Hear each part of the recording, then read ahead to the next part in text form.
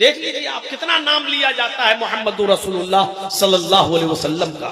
1400 سال کے بعد آج بھی کسی ملک کے بادشاہ کا نام صرف اس کی زندگی میں لیا جاتا ہے، یا اچھے کام کیے ہیں تو اچھے انداز میں اس کے مرنے کے بعد بھی کبھی کبھی، اور برے کام کیے ہیں تو برائیوں کے ساتھ کبھی کبھی، لیکن صرف اسی ملک کے لوگ جس ملک کا وہ بادشاہ رہا ہے بس. لیکن 1400 سال گزر جانے کے بعد محمد رسول اللہ کو اس دنیا سے رخصت ہوئے 1400 سال گزر گئے. 1400 سال کے بعد صرف ہندوستان ہی میں نہیں، صرف پاکستان اور بنگلہ دیش میں ہی نہیں، بلکہ پوری دنیا کے اندر چلے جائیے، ورلڈ کا ریکارڈ دیکھیے، آج بھی ساری دنیا کے مسلمانوں پر، آج بھی ساری دنیا کے مسلمانوں کے دلوں پر محمد رسول اللہ صلی اللہ علیہ وسلم حکومت کرتے ہوئے نظر آئیں گے. اتنا بڑا حکمران جس کی حکمرانی انتقال کے 1400 سال کے بعد بھی چل رہی ہو، اور انشاءاللہ العزیز قیامت کی صبح تک اس کی حکومت ہمارے دلوں پر چلتی رہے گی. انسائکلوپیڈیا برٹانیکا کا کرسچن رائٹر اپنی کتاب کے اندر لکھتا ہے، انسائکلوپیڈیا میں لکھتا ہے، ایک لمحہ یعنی ایک سیکنڈ کے لیے بھی کوئی وقت ایسا نہیں گزرتا جس وقت اس سیکنڈ میں محمد رسول اللہ کا نام نہ لیا جا رہا. اس وقت ہماری گھڑی میں 1:55 ہو رہا ہے. اس وقت بھی دنیا کے کسی نہ کسی کونے میں فجر کی اذان کا وقت ہو چکا، کسی جگہ پر ظہر کا وقت بھی ہوگا، دنیا کے کسی خطے میں اس وقت عصر بھی ہو رہی ہوگی، اور دنیا کے کسی خطے میں اس وقت مغرب بھی ہو رہی ہوگی، اور کہیں عشاء بھی ہو رہی ہوگی.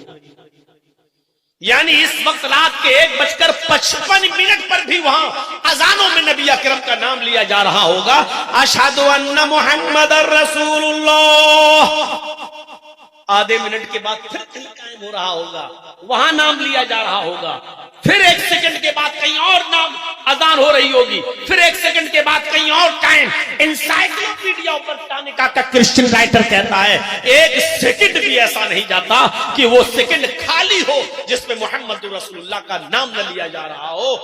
وَرَفَعْنَا لَكَ ذِكْرَكَ، ہم نے آپ کے ذکر کو اتنا بلند کر دیا ہے، اتنا بلند کر دیا ہے کہ 1 سیکنڈ کے لیے بھی آپ کا نام اس دنیا میں سے غائب نہیں ہوتا، آپ کا نام خالی نہیں جاتا، آپ کو یاد نہ کیا جاتا ہو، آپ کو ہر وقت ہر سیکنڈ یاد کیا جا رہا ہے، آپ کا ذکر بلند ہو رہا ہے.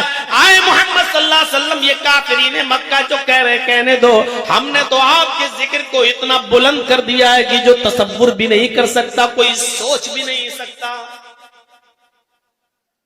یہ مقام، یہ مرتبہ دیا ہے اللہ تبارک و تعالیٰ نے محمد رسول اللہ. آئیے ایک اور ناحیے سے دیکھیں، اللہ تعالیٰ نے اپنے نبی جناب محمد رسول اللہ کی شان میں کیا کہا. آپ کی پوری زندگی کو کس طریقے سے ہم تمام مسلمانوں کے لیے آئیڈیل اور نمونہ بناتے ہوئے اللہ رب العالمین نے فرمایا لَقَدْ كَانَ لَكُمْ فِي رَسُولِ اللَّهِ أُسْوَةٌ حَسَنَةٌ، تمہارے لیے محمد رسول اللہ صلی اللہ علیہ وسلم کی زندگی ایک بہترین آئیڈیل ہے، بہترین نمونہ ہے. اللہ نے صرف اپنے نبی کی زندگی کو نمونہ بنایا. ہم جھگڑتے ہیں نماز کیسے پڑھیں، ہم جھگڑتے ہیں روزہ کیسے رکھیں، ہم جھگڑتے ہیں حج کیسے کریں، ہم جھگڑا کرتے ہیں زکوٰۃ کیسے دیں. اللہ نے کہا کہ نماز اور روزے کا جھگڑا تو چھوڑو، تمہیں اٹھنا بھی ویسے پڑے گا جیسے ہمارے نبی اٹھتے تھے، تمہیں بیٹھنا بھی ویسے پڑے گا جیسے ہمارے نبی بیٹھتے تھے، تمہیں سونا بھی ویسے پڑے گا جیسے ہمارے نبی سوتے تھے، تمہیں کھانا بھی ویسے پڑے گا جیسے ہمارے نبی کھاتے تھے، تمہیں چلنا بھی ویسے پڑے گا جیسے ہمارے نبی چلتے تھے. تمہارا اٹھنا، بیٹھنا، لیٹنا، سونا، جاگنا، کھانا، پینا، شادی، بیاہ، زندگی کے تمام معاملات جب تک तुम उसमें हमारे नबी हमारे रसूल की जिंदगी को आइडियल और मॉडल नहीं मानोगे, हम तुम्हारी इबादत को कबूल नहीं करेंगे। हम झगड़ रहे हैं नमाज कैसे पढ़े, वो कहता है ऐसे पढ़ो जैसे मेरे मौलवी ने पढ़ी, वो कहता है ऐसे पढ़ो जैसे हमारे इमाम ने पढ़ी, वो कहता है ऐसे पढ़ो जैसे हमारे पीर ने पढ़ी। और अल्लाह के रसूल कहते हैं सल्लू कमा राअयतुमूनी उसल्ली, वैसे पढ़ो जैसे तुम मुझे देखते हो नमाज पढ़ते हुए। और अल्लाह ने कहा लक़द काना लकुम फी रसूलिल्लाहि उस्वतुन हसना, हमने तुम्हारे लिए मोहम्मद रसूलुल्लाह की जिंदगी को आइडियल बनाया है। तुम नमाज और रोजे की बात करते हो, तो मैं लैट्रीन और पेशाब और पायखाना भी वैसे करना है जैसे हमारे नबी जनाब मोहम्मद रसूलुल्लाह ने सिखाया है। तुम इतनी बड़ी बड़ी इबादतों की बात करते हो, हम तो लैट्रीन जैसी एक मामूली चीज भी वैसे चाहते हैं जैसे तुम्हें हमारे नबी जनाब मोहम्मद रसूलुल्लाह ने बताई है। जिंदगी के हर गोशे में, जिंदगी के हर शोबे के लिए तुम्हारे लिए आइडियल और मॉडल और नमूना है जनाब मोहम्मद रसूलुल्लाह सल्लल्लाहु अलैहि वसल्लम। मौलाना साहब बात तो आपकी बहुत सही है, बात तो सही कर रहे हैं, सबके हलक में उतर रही है, लेकिन सुबह उठेंगे फिर कहेंगे ओह कुरान समझना हमारे बस की बात नहीं है। कुरान डायरेक्ट हम कैसे समझ सकते हैं? अल्लाह के बंदो, अगर मुसलमान होकर ऐसे जुमले बोलोगे तो फिर गैर मुस्लिमों को तबलीग कैसे करोगे? तुम तो पैदा ही अपने लिए नहीं दूसरों के लिए हुए थे। कुंतुम खैरा उम्मतिन उखरिजत लिन्नास, अल्लाह ने कहा मोमिनो तुम एक बेहतरीन उम्मत हो क्योंकि तुम्हें दूसरे लोगों के लिए पैदा किया गया है। जो कौम दूसरों की इमामत के लिए पैदा हुई थी, जो कौम दूसरों को दावत और तबलीग के लिए पैदा हुई थी, अफसोस है कि मौलाना जर्जीस को आज अपने ही कौम के लोगों को समझाना पड़ रहा है और टोपी पहन के बैठे हुए लोगों में तबलीग करना पड़ रही है। जो कौम दूसरों को तबलीग के लिए पैदा हुई थी, जो कौम दूसरों को राह रास्त पे लाने के लिए पैदा हुई थी, दूसरों तक इस्लाम पहुंचाने के लिए पैदा हुई थी, आज इससे बड़े अफसोस की बात क्या होगी कि आज हमें मुसलमानों को समझाना पड़ रहा हो और हमें मुसलमानों में दावत और तबलीग का फरीजा अंजाम देना पड़ रहा हो। भाई ये डिस्टर्ब खत्म हो जाए तो बता दीजिएगा। लोग तुम्हारे हेलीकॉप्टर को देखेंगे और इसको देखेंगे कि तकी सुनेंगे।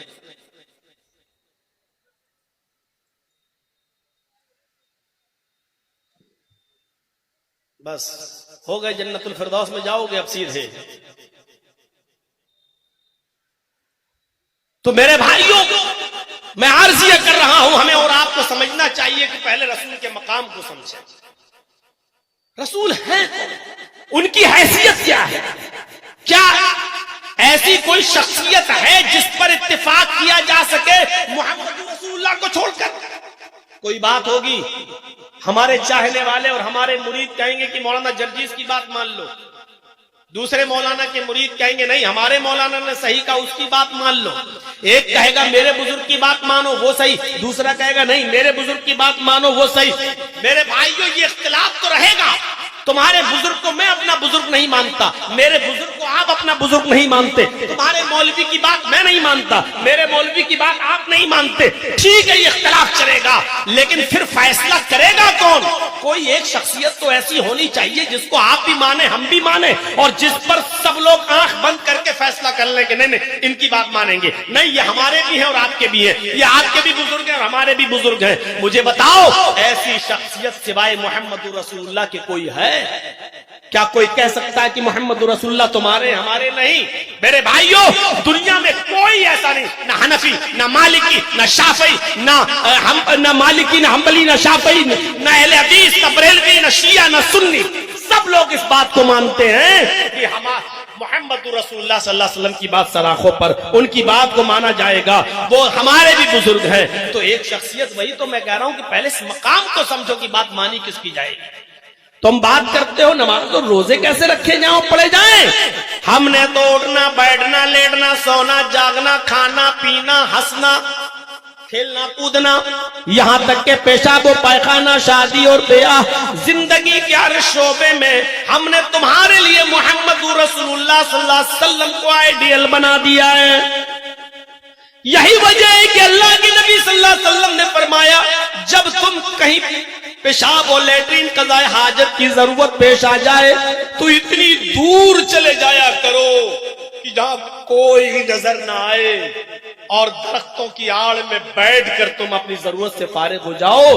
اور پھر آپ نے فرمایا کہ تم میں سے کوئی بھی شخص کم سے کم 3 پتھر یعنی 3 مٹی کے ڈھیلے یا پتھر سے کم میں استنجا نہ کرے, پیشاب اور لیٹرین نہ کرے, یعنی کم سے کم 3 پتھر ہونا چاہیے, 3 ڈھیلے.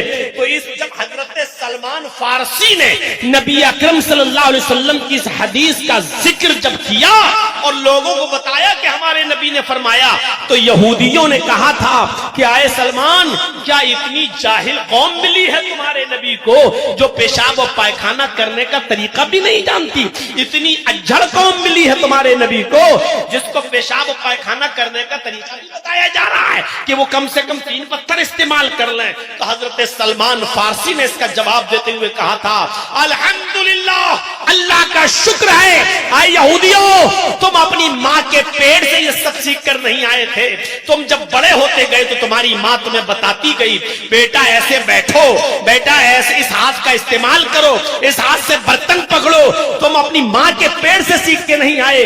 اللہ کا شکر ہے کہ مجھے ایسا رسول ملا جو ماں باپ کی طرح ہم پر شفقت کرتا ہے, اور ماں باپ جس طریقے سے انگلی پکڑ کے چلنا اپنے بیٹے کو سکھاتے ہیں, اپنی اولاد کو سب کچھ, اسی طریقے سے ہمارے نبی ہمیں بتاتے ہیں کہ ایسے پانی پیو, ایسے کھڑے ہو کر چلو, اور لیٹرین کی ضرورت ہو تو اتنی دور چلے جاؤ کہ کوئی دیکھ نہ سکے, اور بائیں پیر پر زور دے کر بیٹھو, اور پھر اللہم انی اعوذ بک من الخبث والخبائث پڑھو. اور یہ بھی فرمایا کہ اگر پانی نہ مل سکے تو 3 طاق ڈھیلوں کا کم سے کم استعمال کرو استنجے کے لیے.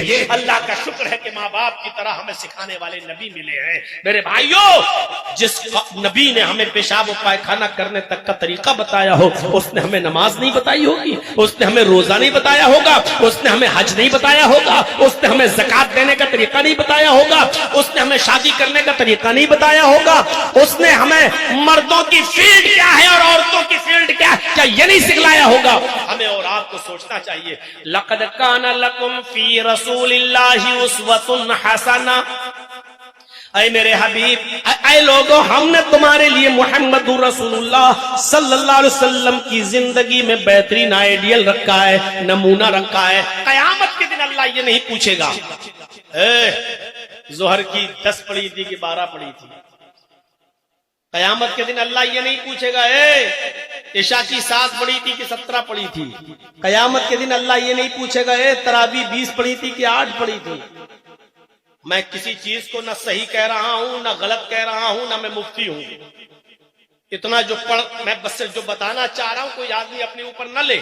قیامت کے دن اللہ یہ نہیں پوچھے گا.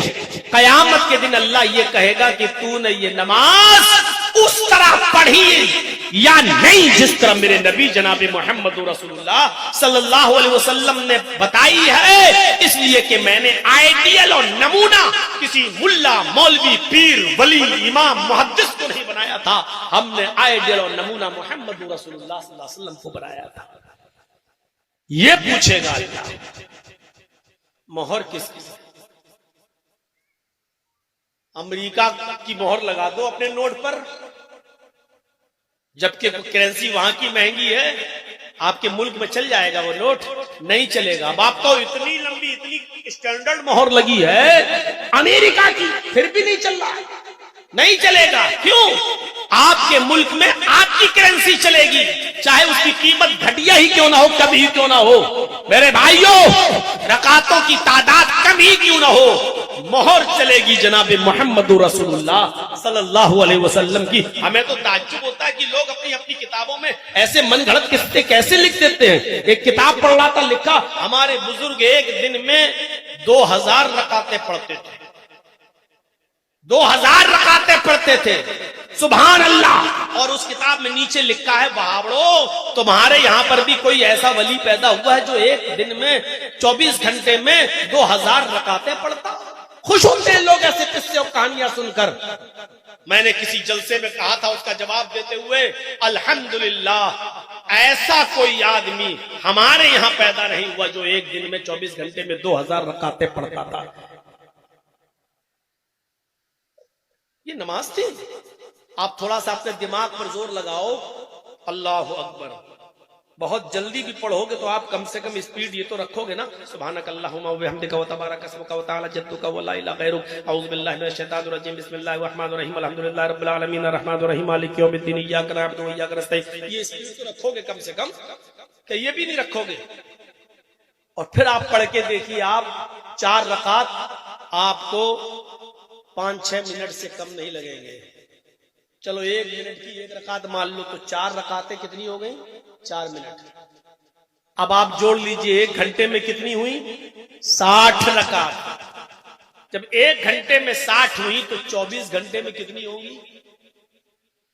1 منٹ کی 1 رکعت ہی مان لو تو 24 گھنٹے میں 1440 کے آس پاس ہو رہی ہیں، 1500 مان لو. جب 1 منٹ کی 1 رکعت آپ پڑھیں گے تب 24 گھنٹے میں 1400 1450 1500 ہو رہی ہیں. اور حضرت پڑھتے کتنی ہیں؟ 2000. اب ان سے پوچھو کہ تم نمازیں پڑھ رہے تھے یا بابا رام دیو والی ایکسرسائز کر رہے تھے؟ جیسے بابا رام دیو پیٹ ہلاتا 1 2 3، یہ رکعتیں تمہاری تھی. کون سی نماز تم پڑھ رہے تھے؟ اور نیچے لکھا وہاں پڑھو، کیا ایسا ولی تمہارے یہاں پر بھی پیدا ہوا؟ الحمدللہ ایسا خرافاتی ولی تمہیں مبارک ہو، ہم اہل حدیثوں کو نہیں. تم لو اس کو اپنی پاکٹ میں رکھو، سنبھالے رہو اس کو. اور وہ بھی 1440 رکعتیں کب ہوں گی؟ جب 1 منٹ کی 1 رکعت مانو گے. کب ہوں گی؟ جب ہمارے بابا لیٹرین نہ کرنے جاتے ہو تب. اگر لیٹرین کرنے گئے تو 10 رکعتیں کم کر لو، 10 منٹ تو لگیں گے.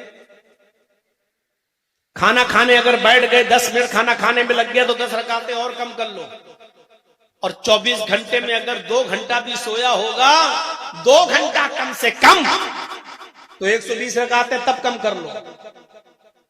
میرے بھائیوں، ہر منٹ پر 1 رکعت کم کرتے جاؤ تو وہ بھی نہیں ہو رہی. 24 گھنٹے میں 1440 رکعتیں تب ہوں گی جب پیشاب چھوڑو، لیٹرین چھوڑو، اور جو ہے سونا چھوڑو، کھانا چھوڑو، پینا، ساری چیزیں چھوڑو، تب جا کر 1440 رکعتیں ہو رہی ہیں. میرے بھائیوں، آپ اندازہ لگائیے ہم اور آپ کا کن لوگوں کو فالو کر رہے ہیں. اسی لیے اللہ کے نبی جانتے تھے، تو اللہ تعالیٰ کے نے جو آپ کو علم دیا تھا اس کے اعتبار سے، تو آپ نے فرمایا صلو کما رأیتمونی اصلی. نماز ویسے مت پڑھنا جیسے اور لوگ پڑھتے ہو من مانی، نماز ویسے پڑھنا جیسے تم مجھے دیکھتے ہو نماز پڑھتے ہوئے، جیسے تم مجھے دیکھتے ہو. تو آئیڈیل اور ماڈل کون ہے؟ محمد رسول اللہ صلی اللہ علیہ وسلم. اور قیامت تک رسول کی زندگی ہمارے لیے آئیڈیل رہے گی. اس کا مطلب یہ ہے کہ قیامت تک محمد رسول اللہ کا نام بھی بلند رہے گا.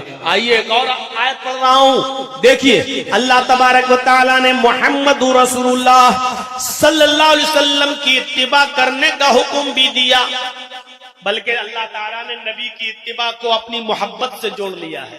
اللہ نے ڈائریکٹ یہ نہیں کہا کہ مجھ سے محبت کرو. اللہ نے کہا اگر میری محبت چاہتے ہو، اگر تم یہ چاہتے ہو کہ اللہ تم سے محبت کرے، تو تمہارے لیے ضروری ہے کہ تم میرے نبی جناب محمد رسول اللہ کی اتباع کرو. اتباع دلیل کیا ہے؟ قل ان کنتم تحبون اللہ فاتبعونی یحببکم اللہ. قل، اے نبی فرما دیجئے، قل اے نبی کہہ دیجئے، ان کنتم تحبون اللہ، اگر تم اللہ سے محبت کرنا چاہتے ہو، ان کنتم تحبون اللہ، اگر تم اللہ سے محبت کرنا چاہتے ہو، فاتبعونی، تو پہلے میری اتباع کرو. اور سنو اللہ تعالیٰ نے کتنا بڑا مقام بتایا ہے اپنے نبی محمد رسول اللہ کا. کہا اگر تم اللہ سے محبت کرنا چاہتے ہو، یعنی اللہ نے اپنی محبت کا معیار یہ بتایا ہے کہ رسول اللہ سے کی اتباع کرو. قل ان کنتم تحبون اللہ، اگر تم اللہ سے محبت کرنا چاہتے ہو، فاتبعونی، تو پہلے میری اتباع کرو. اتباع کا مطلب نقش قدم پر چلو، میری اتباع کرو. اور جب تم میری اتباع کرو گے تو اس کا ریزلٹ کیا ہوگا؟ اس کا نتیجہ کیا نکلے گا؟ یحببکم اللہ.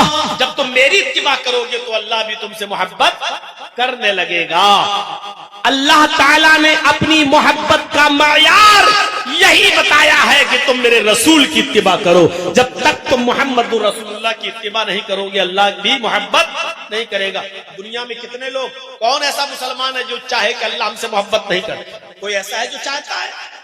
اور جس دن اللہ محبت کرنا چھوڑ دے گا میرے بھائیو, دنیا کے اندر کوئی ایک گھوٹ پانی بھی پی پائے گا کیا اللہ کی بنائی ہوئی زمین پر ایک سیکنڈ بھی وہ قدم رکھ سکے گا؟ نہیں رکھ سکتا ہے وہ, اگر اللہ غضبناک ہو جائے اور اللہ غصہ ہو جائے. تو اگر چاہتے ہو کہ اللہ تم سے محبت کرے, اگر چاہتے ہو کہ اللہ تم سے محبت کرنے لگے, تو اس کے لیے ضروری ہے کہ پہلے ہم سب جناب محمد رسول اللہ کی اتباع کریں. اور کلیئر کر دیا, جب تک تم رسول کی اتباع نہیں کرو گے, میرے حبیب کی اتباع نہیں کرو گے, اللہ بھی تم سے محبت نہیں کرے گا. اللہ کے رسول صلی اللہ علیہ وسلم نے اپنی اطاعت کو دخول جنت کا سبب بتایا. اپنی اطاعت کو, رسول اللہ کی اطاعت بھی, ابھی اتباع ہو گئی ہے, اللہ تعالی نے اتباع بتا دی کہ اتباع کس کی کرنا ہے, رسول اللہ کی. اور رسول اللہ صلی اللہ علیہ وسلم نے فرمایا کہ اطاعت میری کرو گے تو جنت میں داخل ہوگے. اطاعت جو میں نے کہہ دیا وہ کرو, ہر حال میں کرنا ہے. اگر من حیث الرسول ہم نے تمہیں کچھ دیا ہے تو اس کو لینا ہے, ہر حال میں کرنا ہے. اللہ کے نبی صلی اللہ علیہ وسلم نے فرمایا کہ اگر تم جنت میں جانا چاہتے ہو, دخول جنت چاہتے ہو, جنت میں انٹری چاہتے ہو, تو پہلے میری اطاعت کرو. بخاری اٹھائیے, کتاب الاعتصام بالکتاب والسنہ کا چیپٹر کھولیے اور کتاب الاعتصام بالکتاب والسنہ کے اندر یہ حدیث پوری پڑھ جائیے. حضرت ابو ہریرہ اس حدیث کے راوی ہیں. وعن ابی ہریرہ رضی اللہ تعالی عنہ ان رسول اللہ صلی اللہ علیہ وسلم قال کل امتی يدخلون الجنة الا من ابى قالوا من يابى یا رسول اللہ قال من اطاعنی دخل الجنة ومن عصانی فقد ابى. اللہ کے نبی صلی اللہ علیہ وسلم فرماتے ہیں میری پوری کی پوری امت جنت کے اندر داخل ہوگی. کل امتی يدخلون الجنة, میری پوری امت جنت کے اندر داخل ہوگی, الا من ابى, لیکن وہ داخل نہیں ہوگا جس نے میرا انکار کیا. ایسا کون شخص ہے جو اللہ کے رسول کا انکار کر دے؟ مسلمان بھی ہو, کلمہ بھی پڑھتا اور انکار بھی کرے. اللہ کے نبی صلی اللہ علیہ وسلم فرماتے ہاں ایسے لوگ میری امت میں ہوں گے جو میرا انکار کریں گے, مجھے مانیں گے بھی اور انکار کریں گے. ان کی دو کوالٹی ہوگی, ایک شخص وہ ہوگا جو مجھے ماننے کا دعویٰ کرے گا اور اطاعت بھی کرے گا, اور ایک شخص وہ ہوگا جو مجھے صرف مانے گا لیکن میری بات نہیں مانے گا, میری بات کا انکار کرے گا, میری بات نہیں تسلیم کرے گا. فرمایا من اطاعنی دخل الجنہ, جس نے میری اطاعت کی وہ جنت کے اندر داخل ہوگا. ومن عصانی فقد ابى, اور جس نے میری نافرمانی کی اس نے میرا انکار کیا. رسول اللہ کی نافرمانی کرنے والا رسول کو مانتا ہی نہیں ہے, رسول اللہ کا نافرمان رسول کا انکار کر رہا ہے. اللہ کے نبی نے فرمایا من اطاعنی دخل الجنہ, جو میری اطاعت کرے گا وہ جنت میں داخل ہوگا. حضرت جلیبیب کا واقعہ سنے ہیں آپ نے؟ جلیبیب جن کی شکل و صورت بڑی قبیح, بڑے کالے کلوٹے, جہاں سے رشتہ آتا, ایک مرتبہ لڑکی جب جلیبیب کو دیکھتی تو کہتی نہیں ہم نہیں کریں گے ان سے شادی, رشتہ ٹوٹ جاتا. اللہ کے نبی صلی اللہ علیہ وسلم نے جلیبیب کی حالت دیکھی تو سوچا کہ جلیبیب کا نکاح ہونا چاہیے.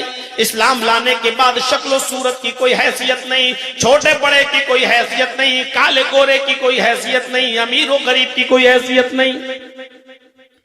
آپ نے ایک لیٹر لکھوایا اور وہ لیٹر مدینے کے انتہائی کونے میں ایک انصاری صحابی کو دیا. ان کی ایک لڑکی تھی بہت خوبصورت, حسین و جمیل. جلیبیب کو وہ لیٹر دے کر بھیجا کہ آئے جلیبیب اس لیٹر کو لے جاؤ اور اس انصاری صحابی کو دے دینا, اس کے گھر کو دستک دینا. اگر صحابی باہر نکلے, انصاری باہر نکلے تو میرا سلام عرض کرنا اور یہ لیٹر دے دینا. وہ لیٹر پڑھیں گے اور اپنی بیٹی کا نکاح تمہارے ساتھ کر دیں گے. جلیبیب اس لیٹر کو لے کر جاتے ہیں, اس خط کو لے کر جاتے ہیں اور مدینے کے اس قبیلے میں, اس گاؤں میں پہنچتے ہیں. اس انصاری کا مکان پوچھتے ہیں, دروازے کو دستک دیتے ہیں, انصاری باہر نکلتا ہے. حضرت جلیبیب نے سلام کیا, انہوں نے جواب دیا, پھر کہا کہ اللہ کے نبی صلی اللہ علیہ وسلم نے آپ کو سلام کہا ہے اور یہ خط دیا ہے. اس انصاری نے جب اس خط کو پڑھا تو آگ بگولا ہو گیا، کہنے لگا جلیبیب تمہاری ہمت کیسے ہوئی میرے دروازے پر آنے کی؟ اپنی بیٹی کا نکاح میں تمہارے ساتھ کر دوں، میری چاند جیسی خوبصورت بیٹی، میری چاند جیسی حسین و جمیل بیٹی، اور تم اپنی شکل و صورت بھی کسی آئینے میں دیکھ کر آئے ہو، اور میں اپنی بیٹی کا نکاح تمہارے ساتھ کر دوں؟ نہیں ہو سکتا ہے۔ جلیبیب نے کہا کہ مجھے تو اللہ کے رسول نے بھیجا ہے اور کہا ہے کہ یہ لیٹر دے دینا، میں نے تو یہ خط دیا ہے، باقی آپ سمجھ لیں۔ یہ آواز اس بیٹی کے کانوں میں بھی جاتی ہے جو گھر کے اندر سے سن رہی تھی۔ اس نے اپنے باپ کو آواز دی اور کہا ابو ذرا لیٹر دے کے۔ اس نے اس خط کو پڑھا اور پڑھنے کے بعد کہنے لگی اے ابو جان، اس لیٹر میں تو سب سے پہلے جو لفظ لکھا ہوا ہے، جو الفاظ لکھے ہوئے ہیں، وہ یہ لکھا ہوا ہے کہ ھذہ رسالۃ من جانب محمد رسول اللہ صلی اللہ علیہ وسلم، کہ یہ لیٹر، یہ خط تمہیں محمد اللہ کے رسول صلی اللہ علیہ وسلم کی طرف سے دیا جا رہا ہے۔ اس لیٹر کے لفظ یہ نہیں ہے، الفاظ یہ نہیں ہے ھذہ رسالۃ من محمد ابن عبداللہ، اس میں یہ نہیں لکھا کہ محمد ابن عبداللہ کی طرف سے دیا جا رہا ہے، اس لیٹر میں لکھا ہے کہ یہ خط میں محمد الرسول اللہ، اللہ کے رسول کی طرف سے دیا جا رہا ہے۔ اے ابو جان، یہ لیٹر محمد ابن عبداللہ نے نہیں، محمد الرسول اللہ نے دیا ہے، اور رسول اللہ کا مطلب یہ ہے کہ ان کی ہر بات کو ماننا ہماری ذمہ داری ہے۔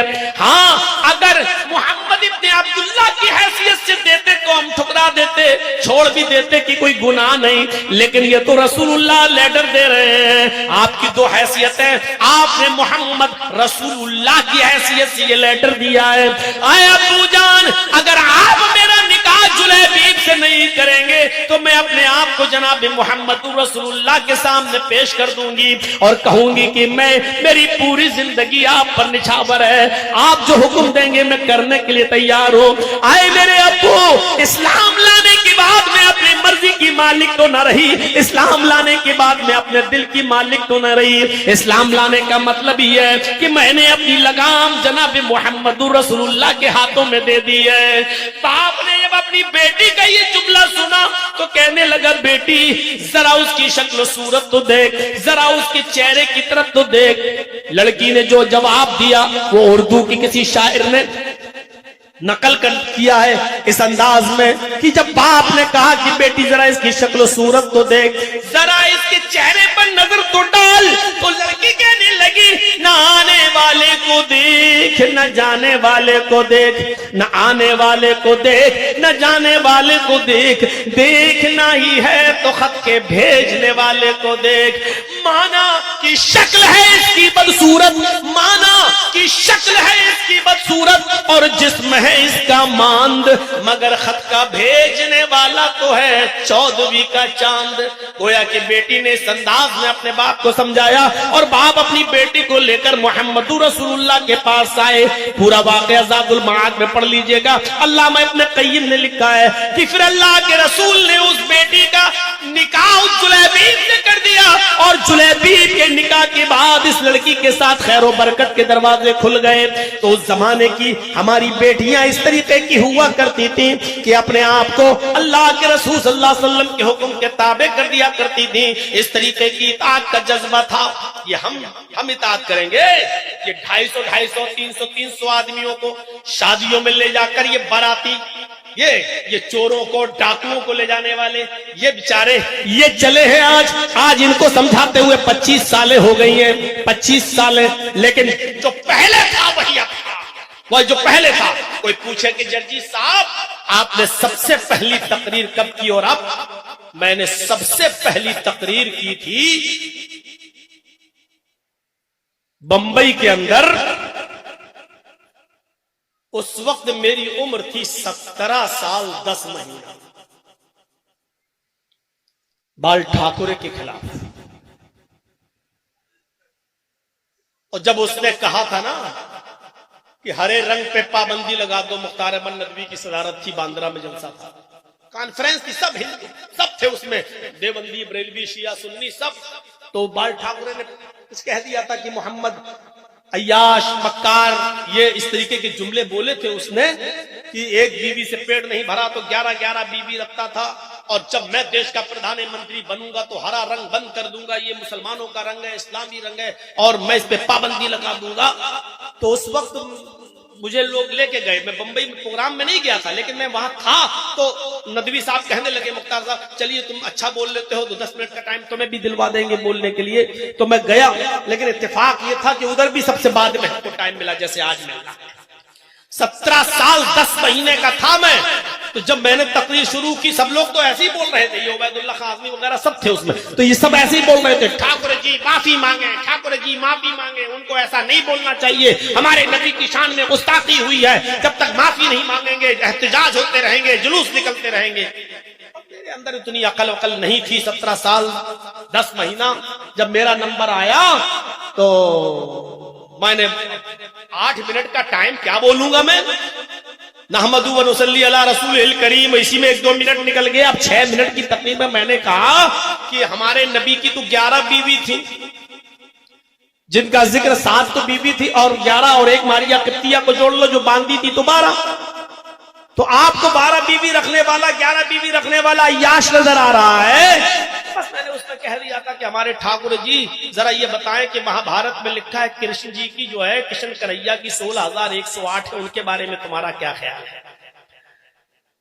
اگر 11 بیوی رکھنے والا عیاش ہے تو 16,108 رکھنے والا، اور بانسری بجاتے سب کو اکٹھا کر لیتے اپنے پاس بٹھا لیتے اور کہا جاتا چاروں طرف گوپیاں بیچ میں کنہیا، اس کے بارے میں کیا خیال ہے؟ اب پولیس والے سترک ہو گئے، یہ کیا بول رہا ہے، یہ کیا؟ جب چاروں طرف، اب مجھے اتنی عقل کہاں، میں نے کہا چلے ہیں اسلامی رنگ، ہرے رنگ پہ پابندی لگانے کی بات. ارے کتنے ہرے رنگ پہ پابندی لگاؤ گے؟ ہم نے کہا لوکی کھاتے ہو وہ ہرے رنگ کی، پالک کھاتے ہو وہ ہرے رنگ کا، پرول کھاتے ہو وہ ہرے رنگ کا، ہرا دھنیا کھاتے ہو وہ ہرے رنگ کا، ہری مرچ کھاتے ہو وہ ہرے رنگ کا، جتنے بھی پیڑ پودے اور گھاس ہے وہ سب ہرے رنگ کی. میں نے کہا ٹھاکر جی لال رنگ کو کیسے اور ہرے رنگ کو کیسے مٹاؤ گے اور لال رنگ کو کیسے تم استھاپت کرو گے؟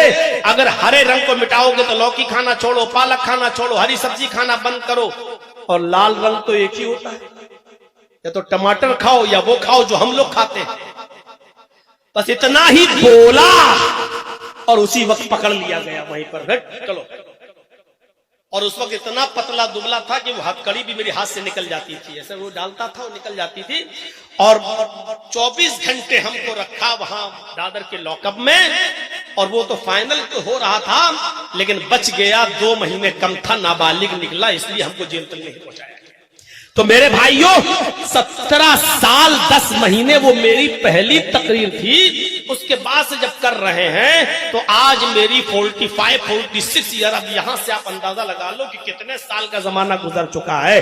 اب 46-45 کے بعد اب آپ جوڑ لو 18 سے اتنے سالوں سے میں تقریریں کر رہا ہوں. اب کوئی آدمی اگر مجھ سے پوچھے کہ جرجی صاحب اتنے جلسے آپ نے کیے، اتنی کانفرنسیں کی، کتنا فرق آپ کو ان جلسوں سے ملا ہے اور ان اجلاس میں آپ نے کیا سیکھا اور کتنا فرق نظر آیا، تو میں کہوں گا 0. ابھی تک کوئی فرق نہیں پڑا.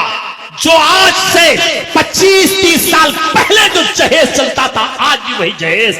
20-25 سال پہلے جو براتیوں چوروں ڈکیتوں کی جو پوری ٹیم جاتی ہے لڑکی والوں کے گھر ٹھونسنے کے لیے، ہم کھانے کے لیے نہیں بولیں گے، ٹھونسنے کے لیے جاتی ہے، جو پہلے تھا وہ آج بھی ہے. میرے بھائیوں جو پہلے سائیکل چلتی تھی اب موٹر سائیکل چلنے لگی، پہلے تھوڑا موٹر سائیکل چلتی تھی اب فارچونر 4 ویلر چلنے لگی. ترقی اور ہوئی ہے. اگر کوئی نمبر پوچھنا چاہے کہ جرجی صاحب کتنا نمبر دو گے، سماج کو کتنی اصلاح ہوئی، تو میں کہوں گا 100 میں 0.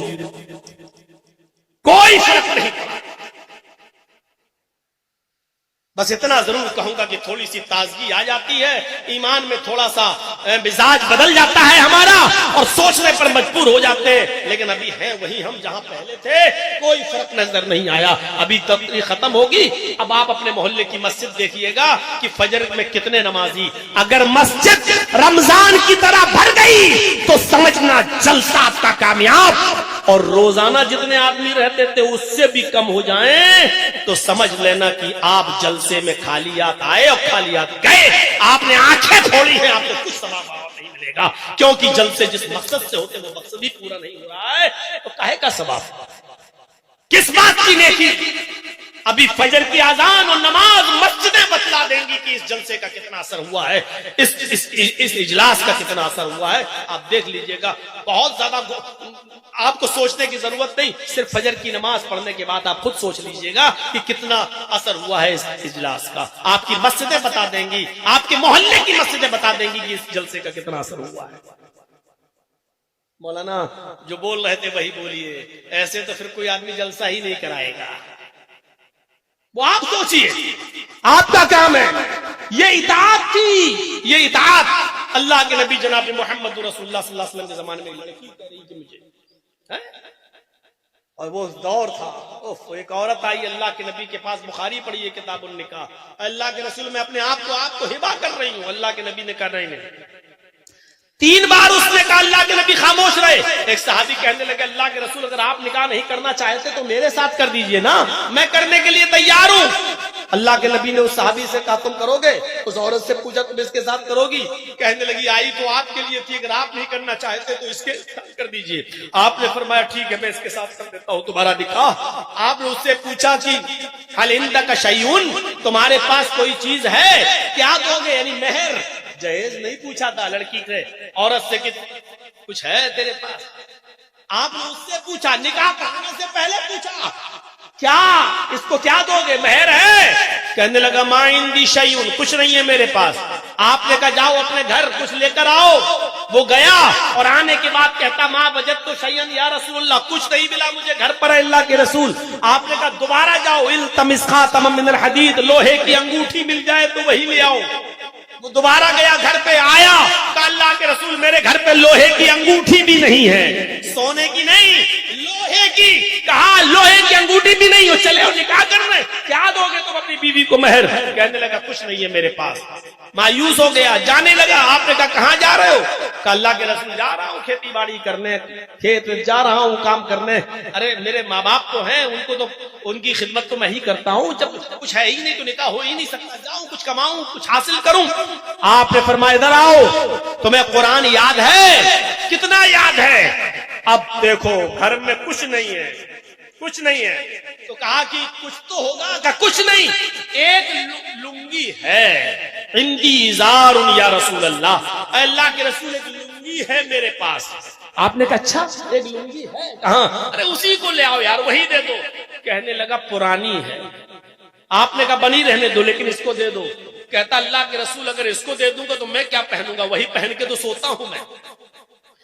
کہا اچھا تو تم وہ بھی نہیں دے سکتے ہو؟ کہا آدھی پھاڑ کے دے دوں گا، یعنی ایک لنگی کا ٹکڑا، آدھا ٹکڑا اس کو آدھا میں، کم سے کم کہیں بچھا کے بیٹھنے کے کام تو آ جائے گا. اللہ کے نبی نے کہا پھر آدھی لنگی کا وہ کیا کرے گی، اس کے بھی تو کسی کام کی نہیں رہے گی. ارے دینا تو پوری دو، نہیں تو آدھی کس کام کی. کہنے لگا پوری تو نہیں دے سکتا، پھر میرے پاس کچھ نہیں رہ جائے گا. اللہ کے نبی صلی اللہ، غور کیجئے، ایک لنگی پرانی اور شادی کرنے کا سپنا، شادی کرنے کا خواب، کوئی سوچ سکتا ہے یہ اسلام کی سادگی پر؟ اللہ کے نبی نے کہا اچھا یہ بتاؤ قرآن کتنا یاد ہے؟ کہنے لگا سورہ ہمیں حاقہ یاد ہے، سورہ ملک یاد ہے، سورہ حشر یاد ہے، سورہ دہر یاد ہے، سورہ قیامہ یاد ہے، سورہ نبا یاد ہے. اللہ کے نبی صلی اللہ علیہ وسلم نے جب اس کی زبان سے یہ صورتوں کے نام سنے تو آپ کی آنکھوں میں آنسو آ گئے. روتے ہوئے کہتے ہیں کہ اتنی صورتیں تمہیں یاد ہیں؟ فرمایا ہاں. کہیے تمہیں سناؤں. اللہ کے نبی نے فرمایا کیا یہی صورتیں تو اپنی ہونے والی بیوی کو سکھا دے گا؟ کیا یہی صورتیں تو اپنی ہونے والی بیوی کو یاد کرا دے گا؟ کہنے لگا جی. آپ نے اس عورت سے پوچھا کہ تیرے شوہر کے پاس ہونے والے کچھ نہیں ہے، ایک لوہے کی انگوٹھی بھی نہیں ہے، قرآن کی انہی صورتوں کو میں مہر بنا دیتا ہوں، کیا تو مال کے بدلے ان صورتوں کو مہر میں قبول کرتی ہے؟ اس نے کہا اللہ کے رسول جس لڑکی کے، جس عورت کے نکاح میں قرآن کی صورتیں مہر بن جائیں، اس سے زیادہ بابرکت اور پاکیزہ نکاح کس کا ہو سکتا ہے؟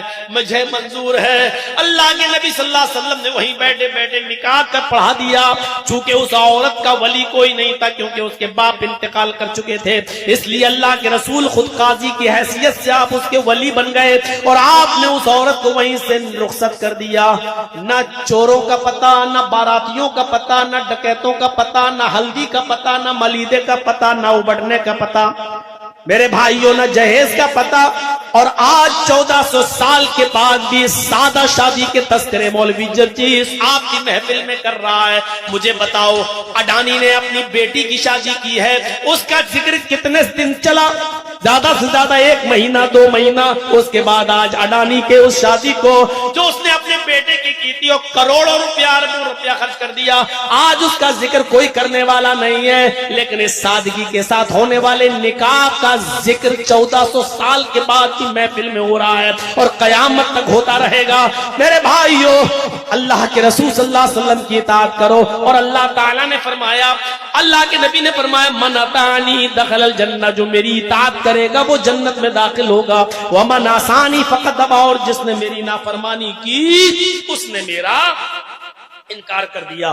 میرے بھائیوں, یہاں سے ہمیں اور آپ کو سوچنا پڑے گا کہ اللہ تعالیٰ نے کیا مقام دیا. رسول کی اطاعت کو دخول جنت کا ذریعہ بنا دیا, سبب بنا دیا. رسول کی اطاعت کرو گے تو جنت میں داخل ہوگے. یعنی جنت کا داخلہ ہمیں تبھی ملے گا جب ہم رسول کی اطاعت کریں. دنیا میں کتنے پیغمبر آئے؟ 1 لاکھ, 1.25 لاکھ, 1.5 لاکھ, 1,24,000 جو کہی جاتی ہے. کوئی فکس گنتی نہیں بتائی گئی حدیث میں, اور جس میں بتائی گئی وہ حدیث صحیح نہیں ہے. میرے بھائیوں, ذرا ہم اندازہ لگائیں, اتنے نبیوں میں یہ مقام اور یہ مرتبہ صرف محمد رسول اللہ صلی اللہ علیہ وسلم کو ملا کہ اللہ تعالیٰ نے اپنے پاس بلایا اور معراج کی دولت سے مالا مال کیا, آسمانوں کی سیر کرائی. محمد رسول اللہ سے پہلے کسی نے بھی آسمانوں کی سیر نہیں کی. قرآن پڑھیے, سبحان الذی اسری بعبدہ لیلا من المسجد الحرام الی المسجد الاقصی. سبحان الذی اسری بعبدہ لیلا من المسجد الحرام الی المسجد الاقصی. بابرکت ہے وہ ذات جو لے گئی اپنے بندے محمد رسول اللہ صلی اللہ علیہ وسلم کو راتوں ہی رات مسجد حرام سے بیت المقدس تک. کتنی بڑی سعادت. اور پھر بیت المقدس سے آپ نے 7 آسمانوں کا سفر کیا, جنت دیکھی, جہنم دیکھی, اور وہاں سے پھر ریٹرن واپس بھی آ گئے. یہاں آپ دیکھیے کتنا بڑا مقام اللہ تبارک و تعالیٰ نے دیا ہے. کوئی یہ نہ کہے کہ اللہ کے رسول گئے تھے, نہیں, اللہ لے گیا تھا. بہت سے لوگ کہتے ہیں نا, تم تو اپنے جیسا انسان مانتے ہو, تو اللہ کے رسول اگر تمہارے جیسے انسان تھے تو وہ آسمانوں پر گئے, تم کیوں نہیں جاتے ہو؟ جاؤ, جا کر دکھاؤ. محمد رسول اللہ نہیں گئے, یہ تمہاری بھول ہے, اللہ لے گیا. قرآن کا الفاظ پڑھیے, سبحان الذی اسری بعبدہ, بابرکت ہے وہ ذات جو لے گئی اپنے بندے کو. اللہ لے گیا. اور اللہ کیسے لے گیا؟ یہ سوال کرنا کفر ہے. یہ سوال نہیں کر سکتے ہو اللہ کے بارے میں کہ اللہ کیسے لے گیا. اگر یہ سوال کرو گے اللہ کیسے, اس کا مطلب یہ کہ تم اللہ کو کمزور مانتے ہو. اللہ کیسے لے گیا, اس کا مطلب یہ کہ تم اللہ کو کمزور سمجھتے ہو. تمہارا عقیدہ اللہ کے بارے میں صحیح نہیں ہے. سبحان الذی اسری بعبدہ لیلا من المسجد الحرام الی المسجد الاقصی. بابرکت ہے وہ ذات جو لے گئی اپنے بندے کو, یعنی اللہ لے گیا. اللہ کیسے لے گیا ہمیں نہیں معلوم. ہم صرف اتنا جانتے ہیں, ان اللہ علی کل شیء قدیر, وہ ہر چیز پر قادر ہے. وہ محمد رسول اللہ کو لے جانے پر بھی قادر ہے. جب بیت المقدس پہنچے, مقام دیکھو, حضرت جبرائیل علیہ السلام نے وضو کروایا. اللہ کے نبی بیت المقدس میں پہنچ کر وضو کر رہے ہیں. آپ کی نظر پڑی, تمام پیغمبر بیٹھے ہوئے, صفے لگائے ہوئے. آپ نے پوچھا یہ کون ہے؟ جبرائیل علیہ السلام نے کہا یہ انبیاء کرام ہیں, یہ سارے پیغمبر ہیں. اللہ رب العالمین نے ان کو دنیا میں بیت المقدس میں بھیج دیا ہے. اللہ کے نبی صلی اللہ علیہ وسلم نے جب وضو بنایا تو جبرائیل نے ہاتھ پکڑا اور ہاتھ پکڑ کر مصلی امامت پہ کھڑا کر دیا. آپ نے فرمایا جبرائیل مجھے یہاں کہاں کھڑا کر رہے ہو؟ فرمایا میں نے آپ کو مصلی امامت پہ کھڑا کر دیا ہے. اللہ کے نبی نے پوچھا جبرائیل مجھے کیا کرنا ہے؟ کہا آپ کو نماز پڑھانا ہے. کہا ان کو کیا کرنا ہے؟ میرے پیچھے جو یہ تمام صفے لگائے بیٹھے ہوئے ان کو کیا کرنا ہے؟ جواب دیا آئے محمد صلی اللہ علیہ وسلم ان کو آپ کے پیچھے نماز پڑھنا ہے. اللہ کے نبی کھڑے ہو گئے اور آپ نے امامت کی اور تمام نبیوں نے آپ کے پیچھے نماز پڑھی. سارے پیغمبروں نے محمد رسول اللہ صلی اللہ علیہ وسلم کے پیچھے نماز پڑھی. آپ نے بیت المقدس میں 2 رکعت نماز پڑھائی. سارے پیغمبروں نے آپ کے پیچھے 2 رکعت نماز ادا کی. میرے بھائیوں یہ نماز پڑھانا مقصد نہیں تھا اور انبیاء کرام کا نبی کے پیچھے نماز پڑھنا مقصد نہیں تھا، بلکہ پوری دنیا کو یہ میسج دینا تھا، پوری دنیا کو یہ پیغام دینا تھا کہ لوگوں اب کسی پیر پہ جھگڑا کھڑا مت کرنا، کسی امام پہ جھگڑا کھڑا مت کرنا. نماز کیسے پڑھو، کس امام کے طریقے پر پڑھو، کس مولوی کے طریقے پہ پڑھو، کس پیر کے طریقے پہ پڑھو، یہ جھگڑا کھڑا مت کرنا. ہم نے تمہیں وہ امام دیا ہے جو سارے پیغمبروں کا امام ہے، ہم نے تمہیں وہ نبی دیا ہے جو سارے انبیاء کا امام ہے اور جس کے پیچھے سارے پیغمبروں نے نماز پڑھ لی. جب سارے نبی جس کی ابتدا میں نماز پڑھ سکتے ہیں تو اس نبی کو تم اپنا نبی کیوں نہیں مان سکتے ہو؟ جب سارے نبیوں نے اور رسولوں نے اس کو اپنا نبی مان لیا، اپنا امام مان لیا ہے، تو پھر تمہیں بھی ان کو اپنا امام ماننا ہوگا. اب امامت میں جھگڑے کھڑے مت کرنا. تمہارا سب سے بڑا امام امام کائنات محمد رسول اللہ صلی اللہ علیہ وسلم ہے. معراج کی رات یہ میسج دیا گیا، یہ پیغام دیا گیا، کوئی تمہارا بزرگ نہیں ہے، بزرگ محمد رسول اللہ ہے. تمہارا کوئی امام نہیں ہے، امام محمد رسول اللہ صلی اللہ علیہ وسلم ہے. یہ میسج، یہ پیغام دیا گیا معراج کی رات. سبحان الذی اسری بعبدہ لیلا من المسجد الحرام الی المسجد الاقصی. اندازہ لگا سکتے ہیں آپ؟ غور کریں گے آپ، یہ مقام ملا ہے محمد رسول اللہ صلی اللہ علیہ وسلم کو.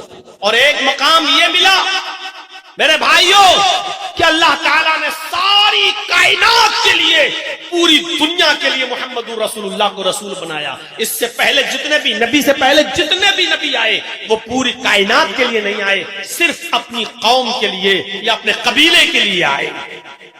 اور محمد رسول اللہ کو اللہ نے کیا مقام دیا؟ ساری کائنات کے لیے. وَمَا أَرْسَلْنَاكَ إِلَّا كَافَّةً لِلنَّاسِ بَشِيرًا وَنَذِيرًا. وَمَا أَرْسَلْنَاكَ إِلَّا كَافَّةً لِلنَّاسِ بَشِيرًا وَنَذِيرًا.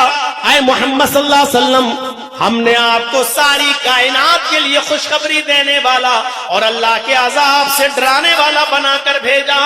اتنا بڑا مقام ساری کائنات کے لیے محمد کو اللہ کا رسول، اللہ کا پیغمبر بنایا گیا صلی اللہ علیہ وسلم. خوشخبری دینے والا، ڈرانے والا بنا کر بھیجا گیا ہے. حضرت عیسیٰ علیہ السلام نے بھی اپنی قوم کو یہی کہا تھا. کیا کہا تھا؟ وَإِذْ قَالَ عِيسَى ابْنُ مَرْيَمَ يَا بَنِي إِسْرَائِيلَ إِنِّي رَسُولُ اللَّهِ إِلَيْكُمْ مُصَدِّقًا لِمَا بَيْنَ يَدَيَّ مِنَ التَّوْرَاةِ وَمُبَشِّرًا بِرَسُولٍ يَأْتِي مِن بَعْدِي اسْمُهُ أَحْمَدُ. عیسیٰ علیہ السلام نے کہا میری قوم کے لوگوں، اے اسرائیل کے بیٹو، اے بنی اسرائیل، میں تمہاری طرف اللہ کا رسول بنا کر بھیجا گیا ہوں. صرف بنی اسرائیل کے لیے. یا بنی اسرائیل انی رسول اللہ علیکم، میں تمہاری طرف اللہ کا رسول بنا کر بھیجا گیا ہوں، صرف اپنی قوم کے لیے. لیکن مصدقا لما بین یدی من التوراۃ، تورات کی تصدیق کرتا ہوں، موسیٰ علیہ السلام کو نبی مانتا ہوں، رسول مانتا ہوں. تورات آسمانی کتاب ہے، اس کی پشتی کرتا ہوں، اس کی تصدیق کرتا ہوں. وَمُبَشِّرًا بِرَسُولٍ يَأْتِي مِن بَعْدِي اسْمُهُ أَحْمَدُ، اور تمہیں خوشخبری سناتا ہوں ایک ایسے رسول کی جو میرے بعد آئے گا، اس کا نام احمد ہوگا، اس کا نام احمد ہوگا. سب کے لیے اللہ کے نبی صلی اللہ علیہ وسلم نے فرمایا کہ میں تم سب کی طرف اللہ کا رسول بنا کر بھیجا گیا ہوں. محمد رسول اللہ سب کے لیے. اللہ کے نبی صلی اللہ علیہ وسلم نے فرمایا کہ 5 چیزیں ایسی ہیں جو مجھے دی گئی، مجھ سے پہلے کسی نبی کو نہیں دی گئی. اوتیت خمسا لم یؤتہن احد قبلی. مسلم شریف کی حدیث کے الفاظ ہیں، اللہ کے نبی صلی اللہ علیہ وسلم نے فرمایا 5 ایسی چیزیں جو مجھے عطا ہوئی ہیں، مجھ سے پہلے یہ 5 چیزوں میں سے کوئی چیز کسی نبی کو نہیں دی گئی. کیا ہے وہ 5 چیزیں؟ 5 چیزوں پر غور کریے. پہلی چیز تو یہی ہے کہ سب کے لیے اللہ کے رسول. کان کل نبی یبعث الی قومی خاصۃ وبعثت الی کل احمر واسود اللہ کے نبی فرماتے ہیں پہلی چیز کیا ہے کہ اللہ نے جتنے بھی نبی دنیا میں بھیجے وہ اپنی قوم کے لیے، خاص اپنی قوم کے لیے بھیجے، الی قومی خاصۃ، وہ صرف اپنی خاص قوم کے لیے آئے۔ وَبُعِثْتُ إِلَىٰ كُلِّ أَحْمَرَ وَأَسْوَدَ، لیکن میں ہر سرخ و سیاہ کے لیے آیا، یعنی مجھے اللہ تعالیٰ نے سب کے لیے، ساری کائنات کے لیے، ہر کالے گورے کے لیے، ہر سرخ و سیاہ کے لیے مجھے رسول بنا کر بھیجا۔ پہلی خصوصیت کیا ہے کہ مجھے سب کا رسول بنا کر بھیجا گیا۔ ایک یہ 5 چیزیں جو بتا رہا ہوں کسی کو بھی کھڑا کر کے پوچھ سکتا ہوں تاکہ پتا چلے کہ اس رات کے 2:45 بجے کون غور سے سن رہا ہے کون نہیں سن رہا ہے۔ یہ 5 چیزیں یاد رکھنا۔ پہلی چیز بتا دی سب کے لیے، ہر نبی آیا اپنی قوم کے لیے، محمد رسول اللہ آئے سب کے لیے، پہلی چیز۔ دوسری چیز پر غور کیجئے، وَأُحِلَّتْ لِيَ الْغَنَائِمُ وَلَمْ تُحَلَّ لِأَحَدٍ قَبْلِي۔ دوسری چیز، مال غنیمت کو میرے لیے حلال کیا گیا، مجھ سے پہلے اللہ رب العالمین نے مال غنیمت کسی کے لیے حلال نہیں کیا تھا۔ مجھ سے پہلے بھی جتنے نبی آئے، جنگیں ہوئی، لڑائیاں ہوئی، اور جو جنگوں میں مال لوٹا جاتا تھا، جو چھوڑ کے لوگ بھاگتے تھے، وہ کسی کے لیے حلال نہیں تھا، لیکن اللہ رب العالمین نے میرے لیے، میرے صحابہ کے لیے جو جنگیں لڑ رہے ہیں ان کے لیے مال غنیمت کو حلال قرار دیا ہے۔ احلت لی الغنائم، ہمارے لیے مال غنیمت کو اللہ نے حلال کیا ہے۔ کتنے لوگ ہیں جو جنگوں میں لڑتے تھے اور بھاگتے تھے، مال چھوڑ کر، بیوی چھوڑ کے، بچے چھوڑ کے، ان سب کو لے لیا جاتا تھا، اور جو عورتیں پکڑی جاتی تھی ان کو لونڈی بنا لیا جاتا تھا۔ میرے بھائیوں، مال غنیمت کو حلال کیا گیا، تو پہلی چیز اللہ کے رسول سب کے لیے، آپ کی بعثت سب کے لیے۔ دوسری چیز مال غنیمت کی حلت جو نبی اکرم سے پہلے کسی اور نبی کے لیے جائز نہیں تھا۔ تیسری چیز پر غور کرو، وَجُعِلَتْ لِيَ الْأَرْضُ طَيِّبًا وَطَهُورًا وَمَسْجِدًا ایما رجل ادرکتہ الصلاۃ صلی حیث کان۔ تیسری چیز اللہ کے نبی صلی اللہ علیہ وسلم فرماتے ہیں کہ اللہ رب العالمین نے میرے لیے پوری روئے زمین پاک بنا دی ہے، وطہوراً، اور پاکی حاصل کرنے کی چیز بھی بنا دی ہے، وہ مسجداً، اور مسجد بنا دی ہے۔ مجھ سے پہلے جتنے بھی پیغمبر اس دنیا میں آئے وہ صرف اپنی عبادت گاہوں میں نماز پڑھ سکتے تھے، کہیں اور نہیں، لیکن اللہ نے میرے لیے ساری زمین پاک کر دی ہے، بلکہ پاکی بھی حاصل کی جا سکتی ہے طہوراً۔ مثلا پانی نہیں مل رہا وضو کے لیے تو پاک مٹی پر ہاتھ مارو، خون کو تیمم کرو، چہرے پہ پھیرو، دایاں بایاں ہاتھ ایک دوسرے پر، تیمم ہو گیا، آپ نماز پڑھ سکتے ہو۔ اللہ نے میرے لیے اس زمین کو پاک بھی بنایا ہے، اور پاکی حاصل کرنے کی چیز بھی بنایا ہے، اور مسجد بھی بنایا ہے سجدہ کرنے کی جگہ پہ۔ کوئی ضروری نہیں ہے مسجد بہت دور ہے، اذان نماز کا وقت ہو گیا، ہم کہاں جائیں؟ ایما رجل ادرکتہ الصلاۃ، کوئی بھی آدمی اگر اس کو نماز کا وقت پالے، اگر اس کو نماز مل جائے، نماز کا وقت اس کے پاس پہنچ جائے، صلی حیث کان، تو جہاں وہ ہے وہاں نماز پڑھ لے، جس جگہ پر موجود ہے وہ نماز پڑھ لے، جس جگہ پر وہ ہے وہ نماز ادا کرے۔ یہ فضیلت دی ہے اللہ تبارک و تعالی نے، جس جگہ پر ہے نماز پڑھ لے۔ شکریہ ادا کرو، شکر مناؤ۔ ہماری یو پی میں نہیں ہو، ورنہ سڑک پر بھی نماز نہیں پڑھ سکتے، روڈ پر بھی نماز نہیں پڑھ سکتے ہو۔ آئیں گے کچھ اندھ بھکت، ڈنڈے ماریں گے، لاٹھی ماریں گے، نماز۔ اور مسلمانوں، اس وقت بہت زیادہ ہوش کے ناخن لینے کی ضرورت ہے، جذبات میں بہنے کی ضرورت نہیں ہے۔ تمہاری طرف سے اٹھنے والا ایک قدم بھی، ایک ایک قدم پر نظر رکھی جا رہی ہے، ایک غلطی کا انتظار کیا جا رہا ہے۔ اس وقت بہت عقل کے ناخن لینے کی ضرورت ہے، بہت دور اندیشی اور مصلحت سے کام لینے کی ضرورت ہے۔ یاد ہے ایک مرتبہ جنگل میں شیر نے بھی شکار کیا، بھیڑیے نے بھی شکار کیا، لومڑی نے بھی شکار کیا، تینوں کی بہت گہری دوستی تھی۔ بھیڑیے نے بھی شکار کیا، لومڑی نے بھی شکار کیا، شیر نے بھی شکار کیا۔ شیر نے گدھا مارا، بھیڑیے نے بکری ماری، لومڑی نے خرگوش مارا، اب شیر نے بھیڑیے کو جج بنا دیا. شیر کہنے لگا اچھا بتاؤ کون سا جانور کون کھائے گا, تم بتاؤ, چلو فیصلہ تم کرو. تینوں جانور موجود ہیں, ہم نے گدھا مارا, لومڑی نے خرگوش مارا, بھیڑیے نے بکری. اے بھیڑیے تم فیصلہ کرو, تمہارا فیصلہ سب مانیں گے. اب بھیڑیے نے کہا صاحب یہ تو بہت آسان ہے, فیصلہ کیا کرنا ہے, گدھا آپ نے مارا ہے, آپ گدھا کھا لیجیے. میں نے بکری کا شکار کیا, بکری میں کھا لیتا ہوں. لومڑی نے خرگوش مارا ہے, لومڑی خرگوش کھا لیتی ہے. اور لومڑی چھوٹی ہے تو خرگوش میں پیٹ بھر جائے گا, میرے لیے بکری کافی ہے. اور آپ راجا ہیں جنگل کے, آپ کے لیے گدھا ہے, آپ گدھا کھائیے. شیر کو کس سے کہہ رہا ہے بھیڑیا, فیصلہ کس کے سامنے کر رہا ہے, شیر کے سامنے. شیر نے کہا کمینے, آیا اور کہا یہ فیصلہ کرے گا تو, اور چبڑا مارا اور چیر دیا اس کو اپنے ناخنوں سے اور پھاڑ دیا, اور بھیڑیا بھی مر گیا. ڈلے صاحب لمبے لمبے. لومڑی سے کہا کمینہ فیصلہ کرنا جانتا نہیں, کیسا فیصلہ کیا, تم کرو فیصلہ. لومڑی سے کہا تم کرو, کون کھائے گا. لومڑی تو سمجھ گئی. لومڑی نے کہا ارے بھائی جنگل کے راجا آپ ہیں, اور اس میں فیصلہ کیا کرنا ہے, یہ چاروں جانور آپ کے ہیں. صبح ناشتے میں خرگوش کھا لیجئے, جب آپ کو تھوڑی سی بھوک لگے 12-1 بجے کا ٹائم ہو, دوپہر کا ٹائم ہو, تب آپ گدھا کھا لیجئے.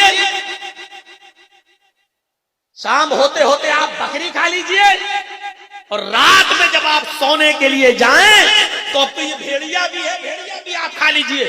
یہ چاروں جانور تو جنگل کا راجا نہیں کھائے گا تو کون کھائے گا, آپ کے لیے ہے, سب آپ کھائیے, یہ سب آپ کے ہیں. شیر نے لومڑی کی پیٹھ تھپ تھپائی, واہ واہ واہ, یہ ہے فیصلہ, اس کو کہتے ہیں فیصلہ. کمینہ مر گیا ہے, فیصلہ کرنے چلا. بہت اچھا فیصلہ تم نے کیا, دیکھیں یہ چاروں جانور میرے ہیں. چلتے ہوئے اس نے لومڑی سے پوچھا اتنا اچھا فیصلہ کرنا تم نے سیکھا کہاں سے. لومڑی نے کہا اسی بھیڑیے نے سکھایا. لومڑی کے اسی جواب پر پورا معاملہ چھپا ہوا ہے. لومڑی نے کیا کہا, ارے جنگل کے راجا اسی بھیڑیے نے سکھایا. یعنی کہہ گئی یہ بھیڑیے نے ایسا فیصلہ نہ کیا ہوتا تو مرتا, یہ میری مجبوری ہے, بھیڑیے سے میں نے بہت کچھ سیکھ لیا ہے, اس لیے سب تم کھاؤ. تو میرے بھائیوں اس وقت خون خوار میں نے سنا تو دیا, لیکن میرے خون خوار کہنے کا مقصد کون ہے آپ اچھی طرح سمجھ رہے ہیں. میرے منہ سے نام مت کھلواؤ, بہت بار جیل جا چکا ہوں, اب نہیں جانا چاہ رہا. اور اس وقت بڑی مصلحت کا تقاضا یہ ہے کہ لومڑی والی مصلحت ہمیں اور آپ کو اپنانا ہے کہ سانپ بھی مر جائے اور لاٹھی بھی نہ ٹوٹے. میرے بھائیوں یہ مصلحت کا تقاضا ہے, ورنہ حال وہ ہوگا کہ آپ اپنے دفاع میں بھی کچھ نہیں کہہ سکتے. جیسے ایک گھاٹ پر شیر اور بکری دونوں پانی پی رہے تھے, اور بکری کی طرف سے, شیر کی طرف سے بہتا ہوا پانی بکری کی طرف جا رہا تھا. ایک تالاب تھا اور شیر جہاں پانی پی رہا وہاں سے بہتا ہوا پانی بکری کی طرف آ رہا ہے. شیر بھی پانی پی رہا, بکری پانی پی رہی ہے. پانی پینے کے بعد شیر نے کہا اے بکری, تو نے میرا پانی جھوٹا کیوں کر دیا, تو نے میرا پانی جھوٹا کیوں کیا. بکری کہنے لگی بادشاہ سلامت جنگل کے راجا, میں نے آپ کا پانی کہاں جھوٹا کیا ہے, پانی تو آپ کی طرف سے بہتا ہوا آ رہا تھا, آپ کا جھوٹا پانی میں پی رہی تھی. آپ جہاں پانی میں منہ مار رہے تھے وہاں سے بہتا ہوا پانی میرے پاس آیا, میں تو آپ کا جھوٹا پانی پی رہی تھی. ہم نے پانی کو جھوٹا کہاں کیا ہے, پانی تو آپ جھوٹا کر رہے تھے, اور آپ کا وہ پانی میں پی رہی تھی, میں نے پانی جھوٹا نہیں کیا. شیر نے کہا کم بخت منہ چلاتی ہے, جواب دے رہی ہے مجھے, اٹھا, اور اس نے بکری کو پھاڑ دیا اور کھا گیا. یعنی بکری اپنی دفاع میں بولی تھی, اور بکری کی بات صحیح تھی کہ آپ کا پانی جھوٹا تھا, وہ میں پی رہی تھی. تو میرے بھائیوں اس وقت اسی کنڈیشن میں آپ بیٹھے ہوئے ہیں کہ آپ اپنے دفاع میں صحیح بات بھی نہیں بول سکتے ہو, صحیح جملہ بھی نہیں کہہ سکتے ہو.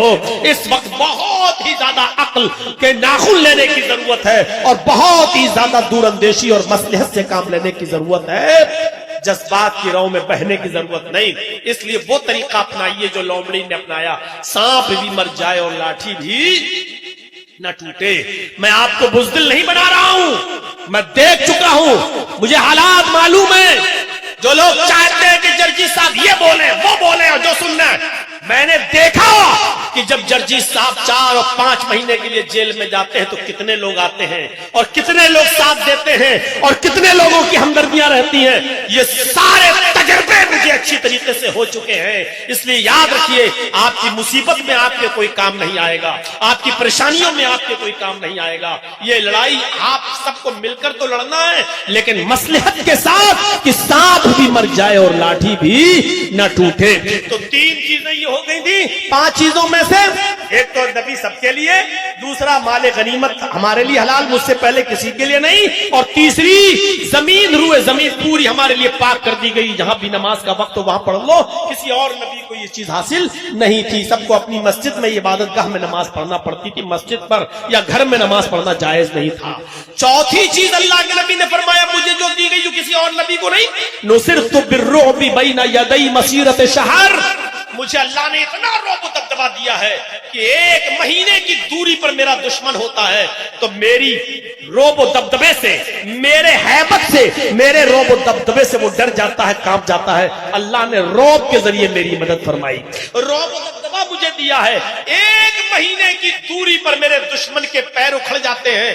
وہ سوچتا ہے کہ محمد رسول اللہ سے لڑنے جا رہا ہوں, تو اتنی دوری پر ہوتا ہے کہ میرے اور اس کے درمیان 1 مہینے کی مسافت, یعنی گھوڑے پر اونٹ پر سفر کرے تو 1 مہینہ لگ جائے. اتنی دوری پر میرا دشمن ہوتا ہے اور مجھ سے ڈر جاتا ہے, کانپ جاتا ہے, لرز جاتا ہے. تو اللہ نے مجھے یہ خوبی دی ہے, مجھے یہ خاصیت عطا فرمائی ہے, فضیلت دی ہے کہ دشمن کے دل پر میرا رعب و دبدبا قائم رہتا ہے 1 مہینے کی مسافت.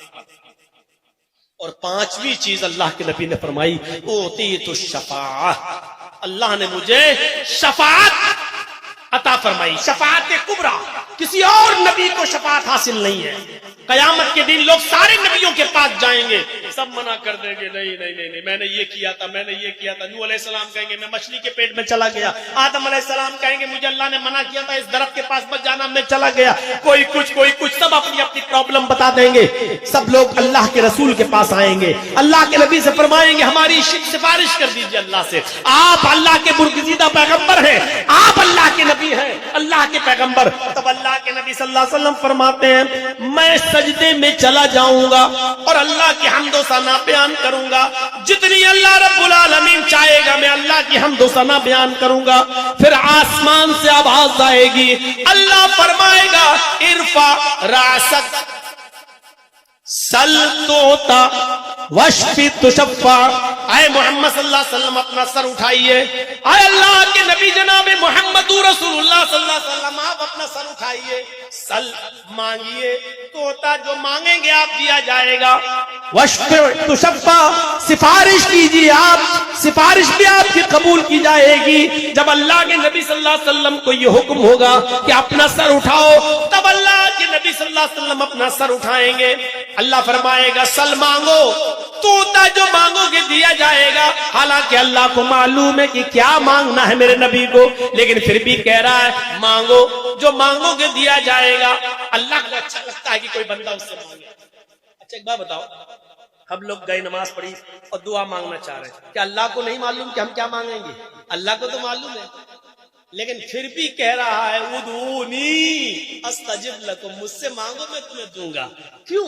اللہ کو تو معلوم ہے کہ میرا بندہ کیا مانگے گا, پھر بھی کہہ رہا مانگو, کیونکہ اس کو اچھا لگتا ہے کہ میرا بندہ میرے سامنے مجھ سے پکارے, مجھ سے مانگے.